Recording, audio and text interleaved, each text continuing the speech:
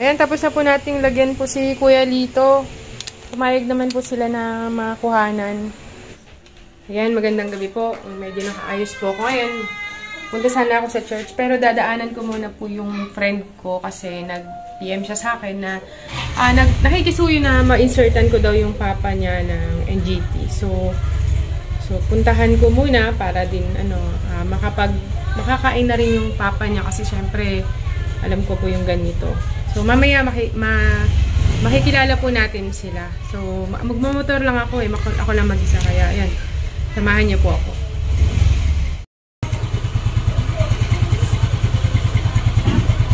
Paano na lang? Ako na lang mag-isa.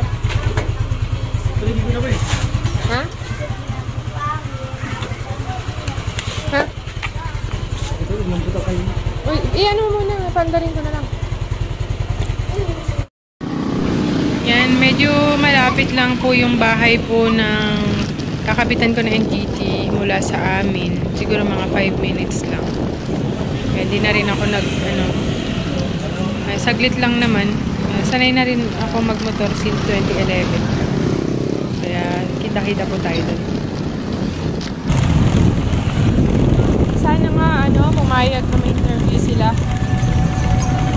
Kasi para paano meron ding matutunan yung mga viewers ko tungkol sa mga nangyari, kung bakit kung ano yung sakit ni tatay, tsaka kung paano yung tips kung paano nila maiwasan yung matutunan.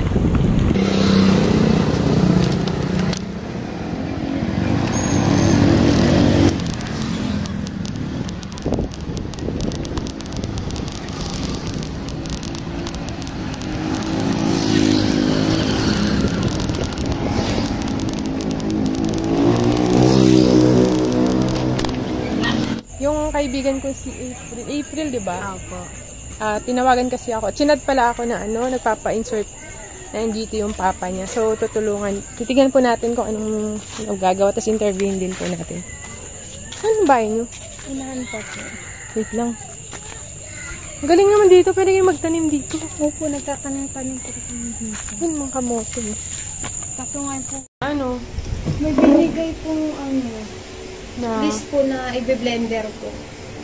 Meron na kayo naka-ready para pakainin na rin natin. Ina-ayos ko po sa kanya. Naka-ready naman? Oo, nag-blender na ako doon stroke po. Stroke. Pangilan na po? Ma, ito na ma. Ano ko na? Tumulong pa dito ma. Medyo nahirapan kasi si tatay na Sikit po kasi dito ba ako? Saan? Kanan? Opo. Isaksak mo yung unan. Magpapalagay tayo yung dito, Papa, para lumakas ka. Magpapalagay tayo yung dito. Gabi ka pa walang kain-kain. Para lumakas ka, diba sa amin ni... Oo nga. Tawagin mo na si Gigit. Kaya? Diyan! Ingat kasi. Diyan, tulungan mo si Gigit. Ano yun? Okay na po, ganito na. Mamaya po, pagka linalagyan ko siya, papaalalayan ko na lang yung ulo. Apo. Na nakaganon siya. Apo.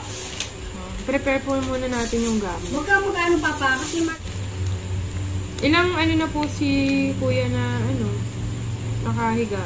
Ilang araw na po? Ay, ka po. Na stroke. Isang buwan na siyang... Kalalabas na lang kailan ba yung 3 kami lumabas. Kailan po? Ay, 2. Kailan po? Kailan kami lumabas po? Ewan po kaya natin. Itong October? Opo. So, ibig sabihin po... Isang buwan po kami na Saan po? sa district po sa Baliches. Hindi kayo. Ano pangalan po ni kuya? Dito. Kuya Lito, kilala niyo si Si Aaron? Hindi naman siya makaano. Ay, hindi niya rin. Katrabaho niya yun dun Sa Hindi siya nakaki sa kilaan. alkoholan. Opo, sa alcohol. Ano po sabi ni boss? Ni boss. O sa Ano pong trabaho ni kuya sa doon? Kagwadya. Kagwadya po siya doon. Isang buwan na, Sino pong ngayon tumutulong sa inyo po? Ayun po. Sawa na yung Diyos. Medyo sawa na sa Po? kinakaawaan na lang. Paabot-abot ng grasya. Ano po yung finding ng doktor? Mataas BP niya, gano'n? O cholesterol? Bakit siya na-stroke po?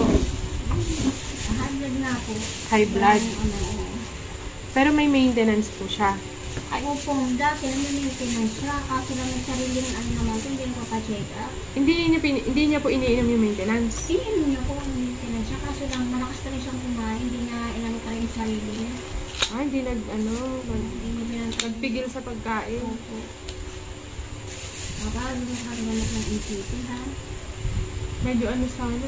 Ay, may sugat daw po siya sa gilid. Kaya hindi siya makahiga. Kaya yun ang iniinda niya. Lito, anong apelido po? Inyones po. May gunting ka dyan. Ay, yung gunti na ano kanina. Ay, pera mo kung gunting. Wala dyan, di May ba? tissue po kayo? Hindi, tissue lang naman sa tissue. Ay, baka may konti para pang pulas. Papatulong po ako. Ari ka na dyan. Kasi ano? I-strain natin yan, tapos itong alalayan. Pansamantala, Opo. Ari ka na, dyan. Akit mo dito. Hindi po, baka kailangan. I-strain mo muna to. Ito, tapos iaayos ko to. Kuya, maglagay tayo ng NGT ha. Bakit po ba pala natanggal? Ano po, biglang gumanon siya. Ano? Yung inano niya yung kumot, yung para kasama yung NGT na ano niya. Para dire-diretso. Papa, sandali lang ha. Oo, sandali lang. Masakit? Oo, ito itataas to. Taas mo muna to. Kailangan mo taas yung ganyan pa ganyan. Oo, taas mo muna to. Para dire-diretso. Taas mo muna. Tapos ayos mo. Ilan po yung anak mo, kuya? Punasan ko muna. Okay na po, no? Okay na, kuya. Ilan po yung anak mo, kuya? Wala po yan. May mga makakatulong na rin. Ay, lahat sila. April nga, oh. April lang. Nasa pag-aaral niya. Ikaw pa lang April eh. Ikaw bang panganay? Oo.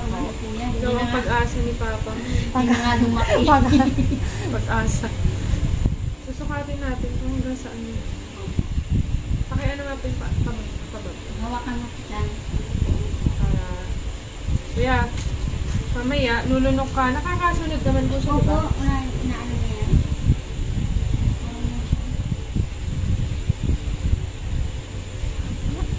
So, hanggang ano tayo? 160. 60, tandaan niyo po yung 60 ha. Saan yung huling nalagyan po? Kanan, kaliwa? Kanan po? Kaliwa naman tayo. Papalunok na lunok kasi kailangan lumakas ka. Ayaw mo naman kumain ng maayos. Lulunok po ah. Lunok po pa. Yes. Lunok. Tiis lang natin. Medyo ko hindi komportable, pero kailangan. Huwag niyo pong pigilan. Huwag mong kontrolin pa. Hayaan mo lang siya. Hayaan mo lang siya, Papa, diba? Doon sa hospital, hayaan mo lang. Lunok po. Lunok. Yan. Diba? Saglit lang pa. Makakain ka na. Kakain ka na kasi... May tubig po kayo. Tubig, ebe. Tubig. Testingin. Ayan o, may kasi pa yata. Ito sa mineral. Ito yung mineral. Lunok pa po ng konti. Palunok pa. Mayroon po nung asepto, yung yan. Yan yung may blue, may takip. Mana, ako. Check natin ah. Hawakan niya lang po na ito. Ayan, narinig ko na. Pag pinapakain niyo po, kailangan nakaangat yung ulo para hindi mapunta sa bagay yung... Tinataas ko lang yun. Pagka nabasahan na po itong tape, palit-palitan niyo na lang. Pero pala tandaan niyo yung 50. Hingi akong water. At may stethoscope pala kayo, no? Ako hindi ko namin. Hindi, pagka bago niyo po pakainin, gaganyan niyo po. Nalagay niyo to. Dapat baba. I-check niyo po kung parang may bubbling sound, yung bubbles.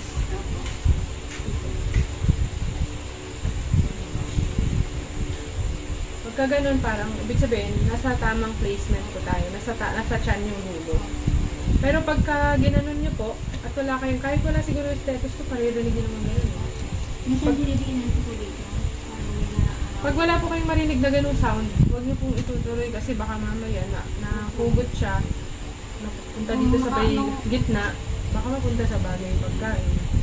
Hindi ako kakain kasi wala akong makin. Tsaka pagpapakainin niyo po, ayun, ang palatandaan niyo 50 kanina. 50. Hanggang doon yung dulo ng malapit sa ilo. Paano natin?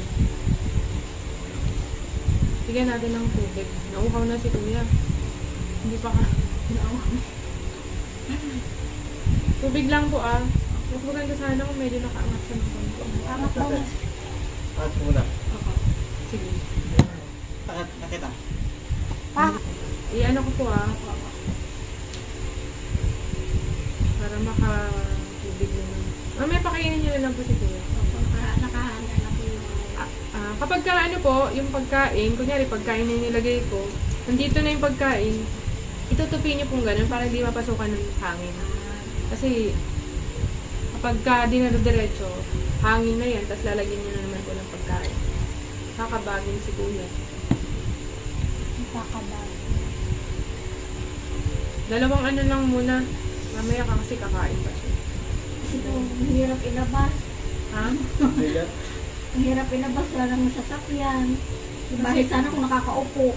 Tapos ito po, medyo iganin niya, huwag niya ilalagay dito kasi nasasagi niya. Yung sa may bandang ulo. Kaya nakaganyan. Diba? Tapos na pa. Okay na, yung pagkain na lang ah. Opo, nakahanda na yung pagkakain na tayo. Kain na. Kain muna si Ama. kuya. Opo. Okay na. Get din na lang. Saan ilalagay? Salamat po. May ano mo yung ano doon, para mapakain si last. Ito na ready ko na ito. Tapos ito po, pwede pang gamitin to. Tago mo na lang. Para hindi madumihan. Oo, baka mamutusin pa ako. Tapos ito, itago mo to kasi kailangan nyo to. Mahal pa naman to. Yan. Yan pa ganyan kasi ng ulan. Nakatakbo na naman yan. Ito yung sa reseta mo.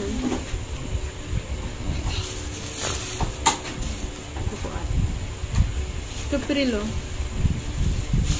Okay. Kailangan kasi nakikita kung yung BP niya sobrang taas. Pag sobrang taas, baka ma-double stroke siya. Hindi. Kaya pipigit lang saglit. Ito lagay mo lagi dito. Ha? Punta na tayo may dito. Dapat pala kung mapanood ko ni boss, okay lang. Para makita nila kasi baka namimiss na po kayo ni boss. Namimiss na kayo ni boss. Malay niyo, puntahan po kayo dito. 110.80 naman. Okay, good. Okay naman Very po. good. Okay lang. Okay lang. Normal lang po. 110.80 normal lang. Kailangan ko pa. Yung gamot po kailangan tuloy-tuloy pa rin. Opo. Dudurugin niyo na lang tapos Dinidikdik nga po namin. Dito sa umaga, dalawang tanghali. Ha? Ayan, tapos na po nating lagyan po si Kuya Lito. Pumayag naman po sila na makuhanan si Kuya Lito. Na-stroke po siya na isang buwan na. Isang buwan na po. Ayan.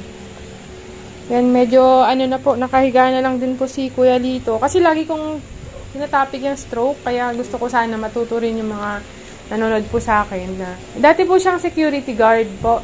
Security. So, panawagan ko lang din po dun sa mga katrabaho po niya na sana mabisita nyo rin po si Kuya Lito dito sa kanilang tahanan. Hindi na rin po makapaghanap buhay si Kuya. At, ano pong trabaho niyo po, Nay? Ito lang. Wala po kayong pinagkakakitaan? Sino pong kumikita? Wala po? Talaga kami umaasa. Paano po yan? Pagkain niyo po? Ngayong magtinda-tinda ulit kami ng mga bilhin. Gulay. Yan po. Bali, bali na stroke po si Kuya. Ano ba yung dati niyang ng sakit po bago siya na stroke? Mga high blood talaga lang po. High blood. Continuous naman po yung gamot niya. Pero, dahil sa pagkain, Malakas na kumain. Malakas kumain. Hindi po napigilan yung sobrang kanin siguro. Yun na nga po. Saka yung matatabang pagkain. Yun na nga po. Kasi kapag kahit nag-maintenance po tayo at mataas ang BP nyo, dapat maingat sa pagkain. Yun na nga po. Hindi porke maraming pagkain, mayat maya, na lang, walang pigil. Alam, disiplina rin. Ako yung sinasabi. Sabi ko, kailangan ikaw nakakaramdam. Disiplinahin mo sarili mo. Opo. Bali, ano po ba siya? Nagpapalaboratory dati? O hindi talaga? Kaya hindi niya nakikita kung mataas na talaga. Ano pong finding po sa kanya? Ano lang, bara lang po yung stroke niya. May pumutok? Ay, yun yung mas mahirap. Sabi ng doktor. Citicoline. Mahal pa naman po.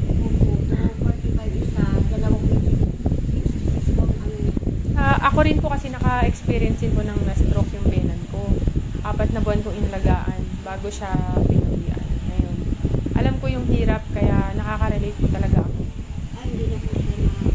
Hindi na po eh. Talagang dalawa kami mag-asawang tumaguyod sa kanya. Putok po. Putok yung stroke. High blood hindi naagapan. Sa probinsya pa po siya nun. Kayo na lang po, maging lang po tayo siguro. Kasi alam ko rin yung niya, yung pinagdadaanan nyo, ramdam ko rin po kayo. Kaya, yung na lang po, tulong ko na lang din po yan. Anytime po na kung libre po ako na magkabit, sabihan niyo lang po ako.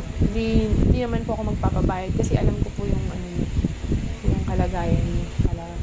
Na sana kung na-vlog, may upload ko man po ito kung may makapanood na mga dating katrabaho or yung mga nanonood sa akin, baka sakaling may makatulong din po. Pag-pray po natin. Muna po kasi CT scan malaki. Medyo malaki yung dugo. Ng dugo na nakaano sa ugat daw. Parang tinturat yung utak. Apo. Para hindi makaano. Tapos nung pangalawang CT scan niya, lumit po siya. Sabi ng neuro niya, yung isang linggo pa po siyang ginamot nun. Sabi ng neuro niya, isang linggong gamutan pa po. Tapos, daw yung isang linggong gamutan. Kaya pinauwi na rin kami. Pero sabi niya, tuloy-tuloy pa rin yung gamot. Sabi ng neuro namin. Pinabaunan po kayo na reseta, gano'n? Opo, marami po siyang gamot. Marami po siyang gamot na yun.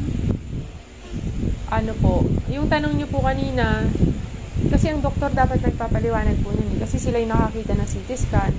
Kaya hindi ko rin po kayo masasabi. Lalo kung makakasurvive, ang Panginoong Diyos lang po ang makakapagsabi. Kaya wala tayong ibang magagawa kundi tuloy lang ang buhay. Tapos, supportahan na lang po natin siya hanggang makarecover or ano man po ang itulot ng Panginoong Diyos. Kung may time po yung mga bata, exercise din po nila. Sa umaga po kasi, inaanok po yan. Oo. Inaanok po maligam-gam. Tapos para sa maligam-gam, medyo inat-inat po. Medyo, tapos iba-ibahin niyo po yung posisyon niya kasi baka mamaya, halimbawa, so laging nakaganyan ng ilang oras, magkaka-bedsore na naman yung dito niya. Kung saan yung nadidiin po na parte ng katawan sa nakadiin dito, yun yung magkaka-bedsore. Kaya kung kaya, every 2 hours or every 3 hours, iba-ibang position sana. Kaya lang, kung di niya po kaya ni Kuya, kayo po yung gagawa. Opo, kami para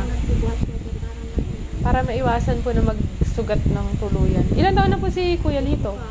55? Buhat bata pa. Kayo po, ilan taon na po? 51. Kaya, panawagan po ninyo sa mga mga high blood. Yan nga po. Talagang bantayan nila ang nila. Yung Pagkain. Katulad niya, talagang pinantayan mo. Wala siyang sa pagkain, parang kain ng Opo. kain.